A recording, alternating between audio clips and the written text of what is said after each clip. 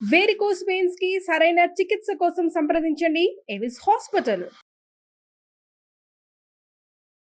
నమస్తే రమగారు. నమస్తే జయ. రమగారు, కార్తీక మాసం విశిష్టత ఇవన్నీ మనం మాట్లాడుకున్నాం. మరి నెక్స్ట్ మార్గశిర మాసం, ఈ మాసంలో ఈ మాసం యొక్క ప్రాముఖ్యత, అలాగే ఈ మాసంలో మనము అంటే కార్తీక మాసంలో కార్తీక పురాణం అంతా వింటాం కదా, మార్గశిర మాసంలో ఏం చేయాలి రమగారు?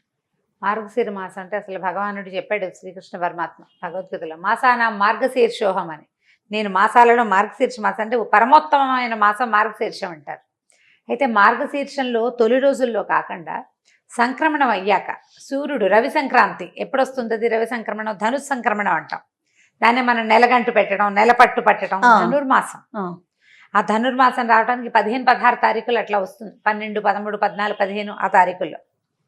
అయితే మనకి ధనుసు మొదలైపోతుంది. ఈ మార్గశిరం మాత్రం 5-6 తారీఖులకే వచ్చేస్తుంది. అంటే పాడ్యమి మొదలయ్యాక ఒక 5-6 రోజులు 7-8 రోజులు గడిచాకే సంక్రమణం సిద్ధిస్తుంది. ఈ సంక్రమణం చెందాక చేసే వ్యవహారాలు వేరే ఉంటాయి. ధను సంక్రమణం అయ్యాక ఆ రోజు నుంచి చుక్కలు పెట్టి ముగ్గులు వేయటం మానేస్తారు. మొదట రథం ముగ్గు వేయడానికి వీలుగా గీట్ల ముగ్గులు వేయటం మొదలు పెడతారు. అవును. ముగ్గులు వేయటం, గొబ్బిళ్ళు పెట్టడం, తర్వాత ధనుర్మాస వ్రతారంభం చేస్తాం. తిరుప్పావై చదువుకుంటాం. అందరిళ్లలో చదవరు, కొన్ని కుటుంబాలు ఖచ్చితంగా చదువుతాయి. కొన్ని దేవాలయాలు, విష్ణువాలయాల్లో ప్రత్యేకంగా ధనుర్మాసం చేస్తారు. తిరుప్పావై పఠనము, ధనుర్మాస వ్రత కథలు, వ్రతారంభము అది మొదలు పెడతారు. అయితే నెలగంటు పెట్టాక చాలా శుభకార్యాలు అవి చేరు, పెళ్లి ముహూర్తాలు ఉండవు. ఈ సంక్రమణం నుంచి మకర సంక్రమణం వరకు ఈ నెల రోజులు విష్ణు పూజ. విష్ణువాలయాల్లో ప్రత్యేకంగా ఆండాళ్ళ తల్లి ఎట్లా విష్ణువుని సేవించిందో ఆ సేవాకాలపు విధానంతో చేస్తారు. తిరుమలలో కూడా ప్రతిరోజు ఉండే ఇది కాకుండా, సుప్రభాతం కాకుండా ఈ నెల రోజులు తిరుప్పావై పఠనం చేస్తారు. మామూలుగా తిరుమలలో రోజు భోగ శ్రీనివాస స్వామిని శయనం చేయిస్తారు. ఈ నెల రోజులు కృష్ణుడిని శయనం చేయిస్తారు. అట్లా తిరుప్పావై చాలా ప్రత్యేకమైనది. ఈ ధనుర్మాసం చాలా ప్రత్యేకమైనది. అయితే మనకు మార్గశిర మాసంలో మామూలుగా మనం శ్రావణ శుక్రవారాలు చేసుకున్నట్టుగా మార్గశిర గురువారాలు చాలా విశేషమైనవి. మామూలుగా గురువారాన్ని మనమంతా గురువారం అంటాం. లక్ష్మీవారం అనే వాళ్ళు కూడా ఉంటారు. గురువారము లక్ష్మీప్రదము అని ఒక నమ్మకం. గురువారం లక్ష్మీవారం కాబట్టి ఆ రోజు మంగళసూత్రాల్లో మార్చుకోరు, ఆ రోజు డబ్బులు ఇవ్వరు, ఆ రోజు తలంటు పోసుకోరు. ఆ విధానాలు కొన్ని ఊళ్ళల్లో ఉంటాయి. మన కొంచెం వైజాగ్ ఆ వైపు అంతా గురువారం పట్టింపు చాలా ఎక్కువ. మన శుక్రవారం ఎంత పట్టింపు, వాళ్ళ గురువారం పట్టింపు. గురువారం నాడు కూడా వాళ్ళు అవి మార్చరు, చెయ్యరు కొన్ని పనులు. గురువారం నాడు కూడా ఇల్లు కడుక్కోకూడదు, అలాంటి మనం శుక్రవారం చేయకూడదు అనుకుంటాం చూడు. అవునవును. శుక్రవారం ఎట్లా చెత్త బయటపడేయకూడదు ఎలా భావిస్తామో అట్లా గురువారం కూడా భావిస్తారు.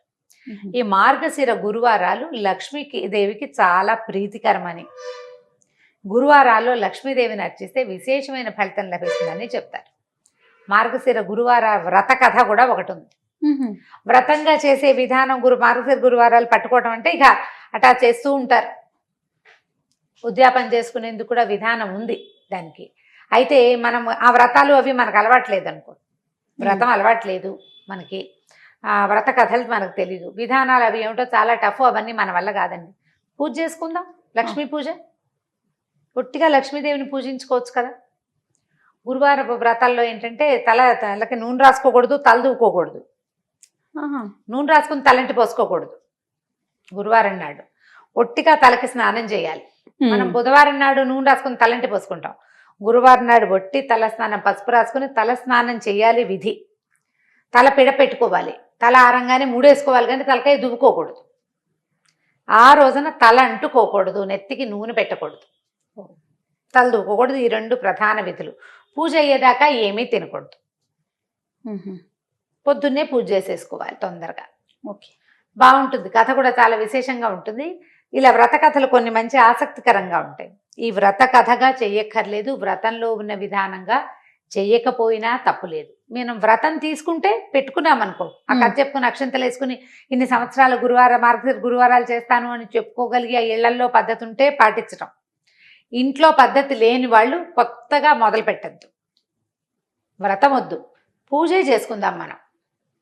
లక్ష్మీదేవికి ఏమి ఇష్టం, ఆమెను పూజించాకే భోజనం చేయాలి. ఎవరికైనా ఏదైనా దానం ఇవ్వాలి. లక్ష్మీ పూజ ముఖ్యము. ఇది చేయటం ఈ 5 వారాలు 4 వారాలు వస్తే మొదటి వారము ఒక రకం, రెండో వారం ఒక రకం, అట్లా నైవేద్యాలు కూడా విశేషంగానే ఉంటాయి. నైవేద్యము చిత్రంగానే ఉంటాయి కథ ప్రకారం. మనం అవేం పెట్టం. లక్ష్మీదేవికి పాయసం ఇష్టం.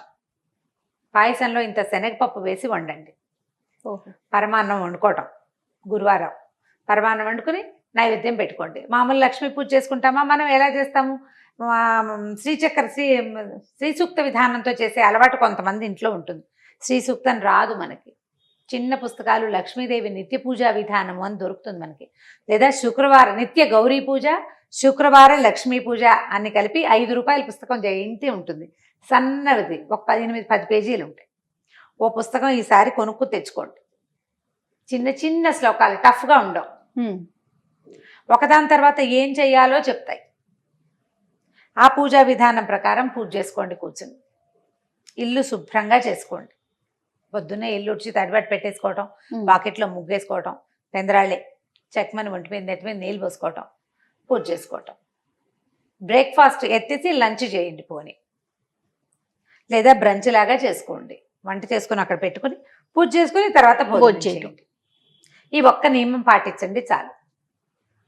తినకుండా పూజించుకోవాలి. ఈ ఒక్క రోజు ఓపిక లేదు మీకు, ఊరుకోండి. దండం పెట్టి లక్ష్మీ అష్టోత్తరం చదువుకోండి. వాళ్ళ మార్గశిర గురువారం చాలా మంచి రోజు అయితే సరిపోతుంది. సాయంకాల పూజ లేదు, ఇది పగటి పూజ పొద్దున్నే.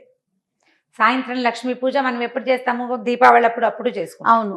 ఈ గురువారం లక్ష్మీ పూజ మాత్రం పొద్దున్నే చేసుకోవాలి. ఉదయకాలమే పూజ చేసుకోవటం, ఓ నమస్కారం చేసుకోవటం, పాయసం నివేదన చేసుకోవటం, కానిచ్చుకోవటం. ఇక తర్వాత ఇంకా వ్యవహారం ఏం లేదు. దీనికి ఏకభుక్తము భూషయనము లాంటి నియమాలు ఏం లేవు. పూజ మాత్రం ఇంపార్టెంట్. ఓకే. వ్రత కథ ఏమైనా చెప్తారా? చెప్తాం కదా. పూర్వం ఒక బ్రాహ్మణ కుటుంబం ఉండేది. సుశీల అని ఒక పిల్ల ఉంది వాళ్ళకి. అయితే సుశీల కాస్త 4-5 ఏళ్ళు వచ్చాక తల్లి మరణించిందట. తండ్రి ద్వితీయ వివాహం చేసుకున్నాడు. పెద్దగా అంత ఆపేక్షగా చూసేది కాదు ఆవిడ. పర్వాలా ఏదో ఒక మాదిరిగా చూసేది. ఆవిడకి వరుసగా పిల్లలు పుట్టారు. పిల్లల్ని ఎత్తుకుని ఆడించడానికి చిన్న పిల్లకి సుశీలకు అప్పచెప్పేది. ఎత్తుకుని ఆడించడానికి ఎత్తుకోవాలిగా, చేతిలో బెల్లం ముక్క పెట్టేది. బెల్లం ముక్క కాస్త నోట వేసుకునేది, పిల్లలు పెట్టేది, ఏదో చేసేది. అయితే ఆవిడ మార్గశిర శుక్రవారాలు చుట్టుపక్కల నువ్వు నోచుకుంటుంటే ఈ అమ్మాయి ఏం చేసిందిట, తను కూడా మట్టితోటి చిన్న లక్ష్మీదేవి బొమ్మను చేసుకుని జిల్లేడు పువ్వులు పెట్టి పూజ చేసి, ఏదో ఒక పువ్వులు పెట్టి పూజ చేయాలి కదా, తనకి పెట్టిన బెల్లం ముక్కని నివేదన పెట్టేది, చేసుకునేది పూజ. కొంతకాలానికి పిల్లకి వివాహం అయింది. పెద్ద పిల్లకి పెళ్లి చేసేశారు. ఈ పిల్ల ఏం చేసిందట, తను పూజ చేసిన చిన్న లక్ష్మీదేవి మట్టి బొమ్మ ఉంది కదా, ఆ బొమ్మను కూడా పుచ్చుకెళ్ళిపోయింది కాపురాన్ని. సుశీల తీసుకెళ్ళిపోయాక పుట్టింట్లో ఉన్న సంపద అంతా పోయింది. వాళ్ళు చాలా దరిద్రులు, దౌర్భాగ్యులు అయిపోయారు. ఏమీ లేదు. ఎంతో బాధపడేవాళ్ళు. ఎందుకు మన పరిస్థితి ఇట్లా అయిందని చాలా చింతించేవాళ్ళు తల్లి తండ్రి కూడా. సరే అక్కడ అత్తారింటికి వెళ్ళింది. చక్కగా అక్కడ ఘనంగా మార్గశిర గురువారాలు పూజ చేసుకోవడం వచ్చింది. అక్కడ వాళ్ళు డబ్బులు ఉన్న చోట ఇచ్చారు. ఈ అమ్మాయి వెళ్ళాక వాళ్ళకి విపరీతంగా సంపద వృద్ధి అయిపోయింది. పొలం పుట్ర, గొడ్డు గోద, ఇల్లు వాకిలి, అబ్బో ఎన్నో ధనధాన్య సమృద్ధిగా ఉన్నారు. చక్కగా పూజ చేసుకునేది. ఇంకా సంపద ఇతోధికంగా వృద్ధి అవుతూ ఉంది. అయితే ఏమైందట, తల్లి తమ్ముడిని ఇచ్చి పంపించింది. మన పరిస్థితి ఏం బాగుండలేదు, అక్కయ్యని ఏదైనా సహాయం చేయమని. ఈవిడేం చేసింది, చూసి అయ్యో పాపం మన నాన్న పరిస్థితి బాగుండలేదని ఒక కర్రని, పొడుగ్గాటి కర్రని తొలిపించి అందులో వాసాన్ని తొలిచేసి అది నిండా బంగారు వరహాలు పోసి తమ్ముడు చేతిలో పెట్టింది. తీసుకెళ్ళి నాన్నకి ఇవ్వరా అని. వీడేం చేశాడు, ఎక్కడికో వెళ్తూ ఆ కర్రని ఎక్కడో పెట్టాడు, మర్చిపోయాడు. అక్క ఏమి ఇచ్చిందంటే కర్ర ఇచ్చింది, ఎక్కడో వదిలేశాను అన్నాడు. ఏం చేస్తారు, వాళ్ళ పరిస్థితి బాగుండలే. మళ్ళీ కొన్నాళ్ళకి మళ్ళా పంపించారు. కర్ర ఏం చేసావురంటే ఎక్కడో వదిలిపెట్టానక్క అన్నాడు. సరే ఈవిడేం చేసింది, చెప్పుల చేత కుట్టించింది నాన్న కోసం. చెప్పుల్లో లోపల వరహాలు పెట్టి కుట్టించింది. వీడు ఆ చెప్పుల చేత గుడ్డలో చుట్టి నాన్నకి చెప్పులు అని చెప్పిస్తే ఆ చెప్పుల చేత ఎక్కడో పెట్టి దేనికో చెరులోకి మంచినీళ్ళకి దిగాడు, ఎవరో పట్టుకుపోయారు. అయ్యో. మళ్ళీ 3ఓసారి వచ్చాడు. తల్లి బాధపడింది, అయ్యో ఏమిటి మన దరిద్రం తీరట్లేదు, వెళ్ళేదో సహాయం చేస్తోంది, ఏదో మొదలు పెడుతోంది, అదేమిటో అవటం లేదు. అందుకని 3ఓసారి పంపిస్తే ఆవిడేం చేసింది, గుమ్మడికాయని పైన డిప్ప తొలిచి దాని నిండా వరహాలు పోసి గుమ్మడికాయని మూత పెట్టేసి ఇచ్చింది. ఇంటికి పట్టుకెళ్ళి అమ్మ చేతికి ఇవ్వు, నేను ఇచ్చానని చెప్పాను. ఆ గుమ్మడికాయని చెరువు గట్టు మీద పెట్టి సంధ్యావందనాన్ని దిగట్టు తమ్ముడు. ఎవరో గుమ్మడి పండు బాగుందని పట్టుకుపోయారు. ఇంటికెళ్ళి చెప్పాడు గుమ్మడి పండు ఇచ్చింది అని. ఏదో పెట్టించి ఉంటుందని ఊహించింది తల్లి. ఏమిటో అవటం లేదు, నీకు ఇట్లా కాదురా, నువ్వు నాన్న అందరు ఉండండి, నువ్వు నాన్న ఇక్కడ ఉండండి, నేను చిన్నపిల్లల్ని తీసుకుని వెళ్తానని అక్కయ్య దగ్గరికి వెళ్ళి, కూతురు దగ్గరికి వెళ్ళి, ఏమిటి అమ్మ నువ్వు సహాయం చేసావు కానీ ఏమి అవటం లేదమ్మా, ఇటా ఉందమ్మా అటా ఉందమ్మా అంటే బాగా ఆలోచించుకుని, అమ్మ మార్గశిర మాసం వచ్చింది, గురువారం నువ్వులు నోచుకుందాం, మరి నువ్వు నా దగ్గరే ఉండు, ఏమి తినబోకమ్మా అని చెప్పింది. సరేలే, చిన్నపిల్ల అంటే నేను ఎందుకు తింటాను అంది.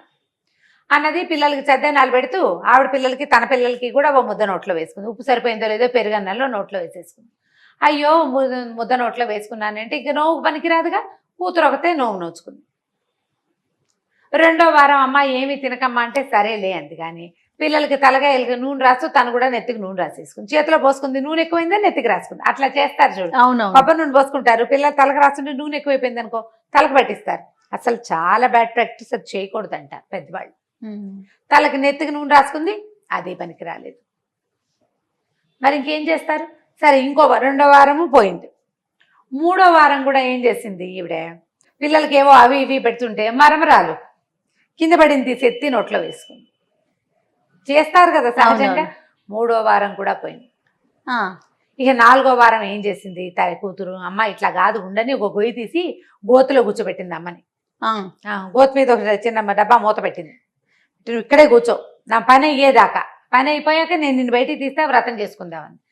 పిల్లలు ఏం చేశారు, అరటిపళ్ళు తిని తొక్కలు పడేశారు, దాని మీద పడేసారు కదా, తొక్క ఒకటి గోతులోకి పడింది. ఈవిడేం చేసింది, అరటిపండుని అట్లా ఇట్లా చేసి అలా అరటిపండు లోపల ఒక గుజ్జుగా ఉంటుంది కదా, తెల్లగా పండుగ, ఆ తెల్లదాన్ని తీసి నోట్లో వేసుకుంది. ఇంత తోచక పోయింది.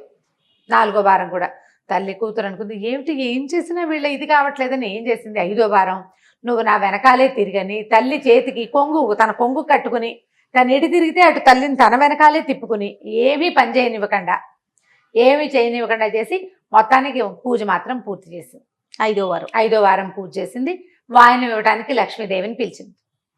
అదే అమ్మవారు వచ్చి కూర్చుంటుంది వాళ్ళ ఇంట్లో, ప్రతిమ ఉంది కదా, మట్టి ప్రతిమ. ఆవిడ నేను పుచ్చుకోనని పక్కకు తొలగి వెళ్ళిపోతే ఏడ్చింత సుశీల. ఇంత కష్టపడ్డాను, మా అమ్మ నా పుట్టిల్లు వైభవంగా ఉండాలని, ఎందుకమ్మా నువ్వు ఎందుకు వాయనం తీసుకో అంటే, చిన్నప్పుడు నువ్వు నోచుకుంటుండగా మీ అమ్మ నిన్ను చీపురుతో కొట్టింది ఈ సవితల్లి. అప్పుడు నాకు చాలా కోపం వచ్చింది. ఆ కోపం ఎలా తీరాలి నాకు, అందుకని నేను తీసుకోను వాయనం అనేసరికల్ ఇవిడ లబలబలాడి బతిమలాడింది, మా అమ్మ నా తల్లిని క్షమించు, ఆవిడకి బుద్ధి వచ్చింది, ఇప్పుడు చూడు ఎంత బాగా ఉంటుందో నాతోటి. వాళ్ళ తెలీదు, మాత్సర్యం ఉంటుంది మనుషుల్లో, తెలియక చేసిన పని కదా, ఈ మత్సరం రేపు నాటికి నన్ను ఇబ్బంది పెడుతుంది అనే ఇంగితం లేక ప్రవర్తించింది, మా అమ్మని క్షమించు, నువ్వు నాకు సహాయం చేయి, నా పుట్టిల్లు కూడా బాగుపడేలాగా చేయవా అని బతిమలాడితే, సరే మళ్ళీ నోవు నోయించమని.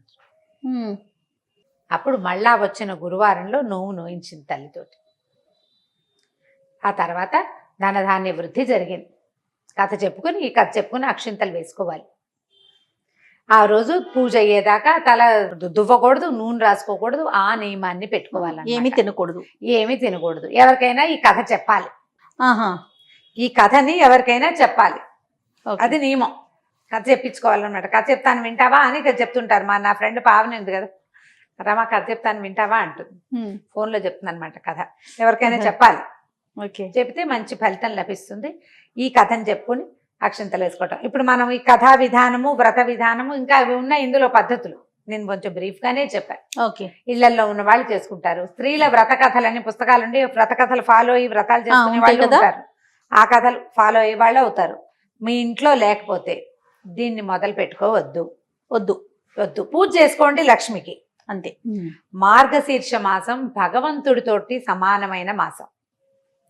ఈ మాసంలో సూర్య సంక్రమణం అయిన తర్వాత, ధను సంక్రమణం తర్వాత చేసే పూజా విధానాలు ఒక ఎత్తు అయితే, ఇందులో వచ్చే 4 లేదా 5 గురువారాలు పూజిస్తే విశేషమైన ఫలితం లభిస్తుంది. లక్ష్మీ ప్రసన్నంగా ఉంటుంది. అమ్మవారు నిత్యానపాయిని, స్వామిని వదిలిపెట్టదు. విష్ణు పూజ చేసే నెల ఇది. ఇలాంటప్పుడు లక్ష్మిని కూడా పూజిస్తే మనకి ఫలితం బాగుంటుంది. కాబట్టి ఈ 4 వారాలు 5 వారాలు, ఈసారి ఎన్ని గురువారాలు వచ్చినాయో అన్ని గురువారాలు నియమంగా లక్ష్మీ పూజ చేసుకోండి. లక్ష్మీప్రదమైన పువ్వులు కానీ, పళ్ళు కానీ, తర్వాత పసుపు కుంకుమలు ఎవరికైనా ఇవ్వండి, మంచి ఫలితం లభిస్తుంది తప్పకుండా. నమస్తే.